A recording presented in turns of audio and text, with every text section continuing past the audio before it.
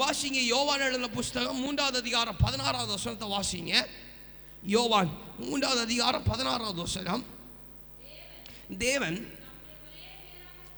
தம்முடைய ஒரே பேரான குமாரனை விசுவாசிக்கிறவன் எவனோ அவன் கெட்டு போகாமல் நித்திய ஜீவனை அடையும்படிக்கு அவரை தந்தருளி இவ்வளவாய் நம்மிடத்திலே உலகத்தாகிய நம்மிடத்திலே அன்பு கூர்ந்தான்னு சொல்லப்பட்டிருக்கிறார். அல்லேலூயா. நமக்கு அந்த வேத வசனத்தை குறிப்பாய் நம்ம பார்த்துருக்கிறோம், அநேக தூரம் தியானித்திருக்கிறோம். அந்த வேத வசனத்தின்படி உள்ளத்தின் ஆழத்திலிருந்து நம்ம அதை அழகாய் தியானிக்கும் போது அதில் சொல்லப்பட்ட காரியம் என்னன்னு சொன்னா, அவன் பிதாவாய தேவனுடைய அன்பை குறித்து அங்கே சொல்லப்பட்டிருக்கிறார். அல்லேலூயா, அல்லேலூயா.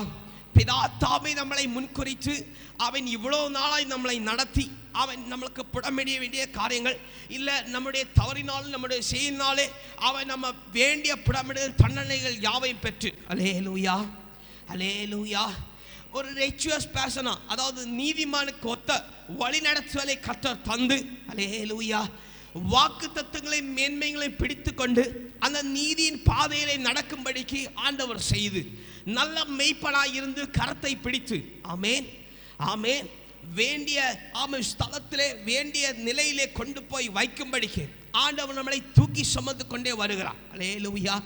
இவனமாய் வணிந்து கொண்டு வருகிற நேரத்திலே ஆண்டவர் நினைப்படுத்தி தந்த காரியம் எல்லாவற்றையும் ஆண்டவர் நிறுத்தி போட்டு, ஆமென், எல்லாவற்றுக்கும் ஒரு காலை நிர்ணயித்து வைத்துவிட்டு அவன் இனி வருகிற நாட்களிலே ஆண்டவர் மேலான காரியத்தை தருவார் என்று சொல்லி அவன் நிறைவேற்றுவார் என்று சொல்லி ஆண்டவர் திட்டமாய் தம்முடைய நினைவின்படி தாம் வைத்த சுத்தத்தின்படி பரலோக ராஜ்யத்தில் இருக்கிற அவன் பரம பிதா வைத்த அழைப்பின் சுத்தத்தின்படி அவன் நம்மளை முன்குறித்து ஆலோசித்து அவன் நமக்கு வேண்டிய காரியத்தை இவனமாய் செய்திருக்கிற நினைவுகள் யாவையும், அல்லேலூயா, அல்லேலூயா, அந்த நினைவுகளிலே அந்த வழிகளிலே நிலைத்திருக்கிற நாம் வெட்கப்பட்டு போகாதபடிக்கு, அல்லேலூயா, எப்படி அவர் தம்முடைய குமாரனை நமக்காக தந்து அவர் உலகத்தில் அன்பு கூர்ந்திருக்கிறாரோ அதே போல அவர் நம்மேல் வைத்த முன்குறித்த திட்டம் நினைவு அவர் சொன்னப்பட்ட காரியம் அது நாம் எதிர்பார்த்திருக்கிற முடிவை கர்த்தர் நிறைவேற்றுவார் என்று மறுபடியும் நமக்கு இந்த நாளில் ஆண்டவர் சொல்லுகிறார்.